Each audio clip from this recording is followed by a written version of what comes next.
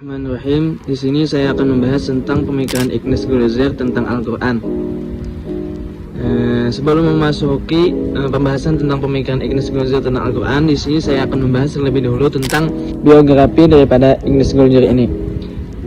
Ignace Goldziher ini pada masa kecilnya memiliki nama asli Ignace Yitzhak Yehuda Goldziher. Ia lahir bersama dalam keluarga Yahudi di situ Weissenburg di Hungaria 22 Juni 1850. Pada usia dini, ia sebagai pemuda Yahudi diperkenalkan tidak hanya pada pembelajaran sekuler di sekolah pada zamannya, tetapi juga ke dalam dialektika Ibrani dan Rabbinik yang tumbuh di sekitar Alkitab dan Talmud. Pelatihan argumentasi sejak kecil inilah yang memungkinkan Goldziher untuk membedakan perbedaan kecil yang telah menghasilkan begitu banyak yang disebut sekte dalam Islam dan telah membagi pemeluknya ke dalam begitu banyak kategori. Masing-masing kategori mengikuti garis pengabdian atau tindakan tertentu. Kemudian rekam jejaknya, yaitu sejak umur 5 tahun pada 1855, Goldziher sudah mampu membaca teks Alkitab asli dalam bahasa Ibrani. Membuat kepintaran Goldziher ini tak bisa diremehkan. Pada 1865, menginjak umurnya yang ke-15, Goldziher mendaftarkan dirinya ke Budapest di University Hungaria untuk memulai program S1-nya. Pada 1866, di usia yang ke-16, Goldziher mampu menerjemahkan 2 buah kitab Turki ke dalam bahasa Hungaria. Kemudian pada tahun 1869, Goldziher ini melanjutkan studinya ke Berlin, kemudian lanjut ke Leipzig University. Di Leipzig, ia dibimbing selama 2 tahun oleh seorang tulis Jerman, Heinrich Fleischer, seorang pakar filologi, dan pada 1870 Goldziher meraih gelar doktoralnya dengan karya penafsir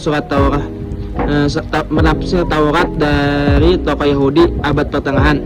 Berikutnya Goldziher masih meneruskan studinya ke Leiden University dan Wina. Pada 1871 Goldziher kembali ke Budapest dan di tahun berikutnya ia menjadi dosen privat di kampungnya di Budapest. Di privat dosen ketika itu masih merupakan jabatan khusus untuk intelektual muda yang diberi kesempatan mengajar di kampus namun tanpa gaji. Bersamaan dengan itu, Goldziher terpilih sebagai anggota Akademik Sen Hungaria.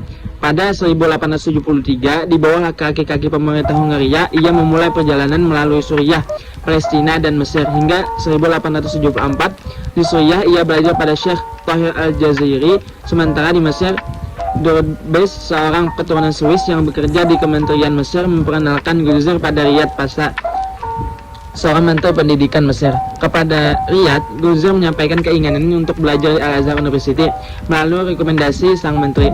Goldziher akhirnya diterima di Al-Azhar Kairo. Ketika itu, Mufti Masjid Al-Azhar adalah Abbasi. Abbasi sempat termakan kelihayan Goldziher dalam berdiplomasi untuk melancarkan misinya. Goldziher mengubah nama menjadi Ignace Al-Majari, bahkan sempat mengaku muslim dan ikut serta dalam sholat Jumat di Al-Azhar. Goldziher menjadi murid dari beberapa guru sekelas Al-Asnawi, Mahfuz Al-Maghribi, dan lain-lain. Pada tahun 1889, Goldziher mendapat penghargaan besar dengan menerima medali emas dan Stockholm Oriental Congress. Di tahun berikutnya, Goldziher menerbitkan Muhammad Anis Students, hingga pada akhirnya tahun 1921 Goldziher meninggal dunia di Budapest.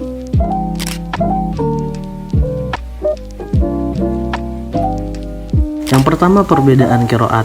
Semua yang dikatakan para ulama tentang qiraat tidak terlepas dari pemikiran bahwa qiraat harus didasarkan pada riwayat mutawatir dan mutasil atau yang bersambung kepada Nabi Muhammad SAW.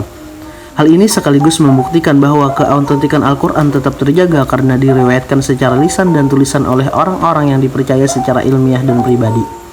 Dari seluruh pandangan Imam Qurra, qiraat yang dianggap mutawatir hanya memiliki 7 surat bacaan atau lebih dikenal dengan al-ahruf al-sab'ah.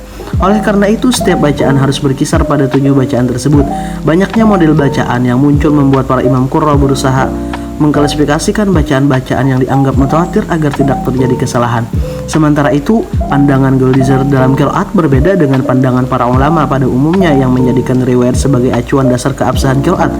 Ia berpendapat bahwa upaya mengklasifikasikan bahwa yang mutawatir dari yang syadz adalah upaya ijtihad manusiawi Menurutnya, belum tentu yang dianggap syadz itu benar-benar syadz, atau sebaliknya, yang mutawatir pun demikian. Apalagi menurut pandangan Goldziher, apabila yang dianggap syadz itu diriwayatkan dari sarjana qiraat terkemuka yang belajar langsung dari Rasulullah SAW. Teori di atas yang menyebabkan Goldziher dalam banyak argumentasinya mengambil sampel qiraah yang syadz, bahkan tidak jelas siapa yang membaca qiraah tersebut. Pandangan Goldziher yang keliru terhadap qiraah jelas terjadi karena dia tidak mempunyai konsep isnad sebagaimana tertera di atas, sehingga argumentasinya cenderung mencampur adukan antara qiraah yang mutawatir dengan yang dhaif atau yang syadz. Sikap Goldziher tersebut tentunya menafikan sikap kesungguhan dan kehati-hatian para sahabat dalam proses unifikasi qiraat demi untuk menjaga validitas Al-Quran. Goldziher menganggap tulisan adalah segalanya, menganggap manuskrip sebagai neraca dan kriteria, sehingga suatu bacaan menurut teorinya mesti disesuaikan dengan mengikuti teks, terlepas apakah qiraat tersebut masyhur atau tidak. Sebut saja satu contoh. Dalam surat Al-Mujadalah ayat 7, ia mengatakan bahwa qiraat Ibnu Mas'ud berbeda dengan yang telah disepakati para sahabat yang lain. Ia menuduh adanya penghapusan dalam ayat tersebut. Berikut bunyi ayat tersebut. Ma yakunu min najwa thalathatin illa huwa rabi'uhum wala khamsatin illa huwa sadisuhum wala adna min dzalika wala aktsar illa huwa ma'ahum. Dalam qiraat di atas, Goldziher berpendapat bahwa qiraat yang dianggap masyhur dalam Mushaf Utsmani telah meninggalkan secara logis bilangan keempat dan kelima. Dengan cepat kemudian dia menyimpulkan bahwa qiraat Ibnu Mas'ud lebih masuk akal daripada qiraat yang telah disepakati dalam Mushaf Utsmani yang dianggap masyhur. Pandangan Goldziher tersebut sama sekali tidak beralasan. Qiraah tersebut di atas tidak termasuk dalam qiraah 7, 10 atau 14. Menurut Ahmad Syukri, tidak disebutnya bilangan 4 dan 5 dalam qiraat yang masyhur justru menunjukkan bahwa hafalan para sahabat tidak terpengaruhi oleh logika mereka. Dari contoh di atas, semakin jelas bahwa Goldziher telah salah paham memahami qiraat.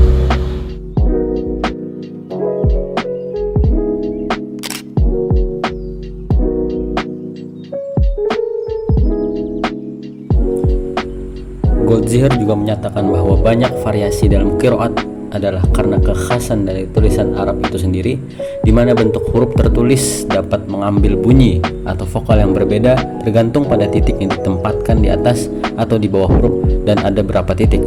Hal yang sama berlaku untuk pengukuran pembacaan surah atau vokal yang dihasilkan. Perbedaan harokat vokal atau tanda baca yang tidak ditemukan batasnya dalam aksara Arab asli ini akan memicu perbedaan posisi i'rab dalam kalimat, sehingga menimbulkan perbedaan makna. Jadi, perbedaan karena tidak adanya titik pada surat dinas dan perbedaan huruf vokal yang dihasilkan digabungkan dan dibentuk oleh huruf yang diam menjadi faktor utama lahirnya qiraat dalam teks yang tidak mempunyai titik sama sekali atau titiknya kurang jelas.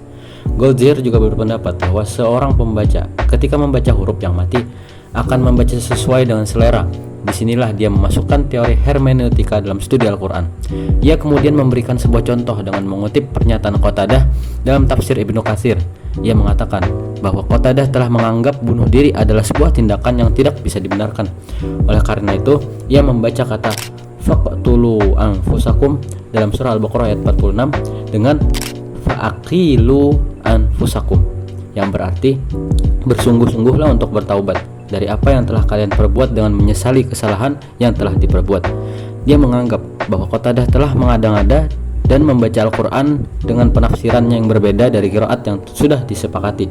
Kemudian ia menganalogikan pandangannya kepada sahabat yang lain yang diakui thiqah oleh kaum muslimin, bahwa tidak menutup kemungkinan para sarjana qiraat yang lain yang dianggap thiqah tadi juga melakukan hal yang sama. Dia juga sudah keliru dalam memahami ayat tersebut, sehingga berimplikasi pada penafsiran yang salah.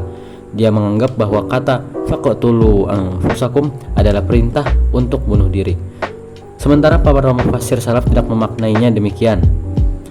Belum puas dengan tuduhannya di atas, Goldziher juga ingin menguatkan pendapatnya bahwa tidak adanya titik dan tanda baca merupakan penyebab terjadinya perbedaan varian bacaan. Ia memberikan beberapa contoh, seperti yang pertama, perbedaan karena tidak ada kerangka tanda titik. Wa ma kuntum tastakbirun dapat dibaca wa ma kuntum tastakthirun. Idza darabatum fi sabilillahi fatabayyanu dapat dibaca idza darabatum fi sabilillahi fatasabbatu. Wa huwal ladzi yursilur riyaha busyran dapat dibaca wa huwal ladzi yursilur riyaha nusyran. Kemudian yang kedua, perbedaan karena tidak adanya tanda diakritikal yang berimplikasi pada perbedaan makna atau dalalahnya. Seperti contoh yang pertama, wa man indahu ilmul kitab, dapat dibaca wa min indihi ulimal kitabu.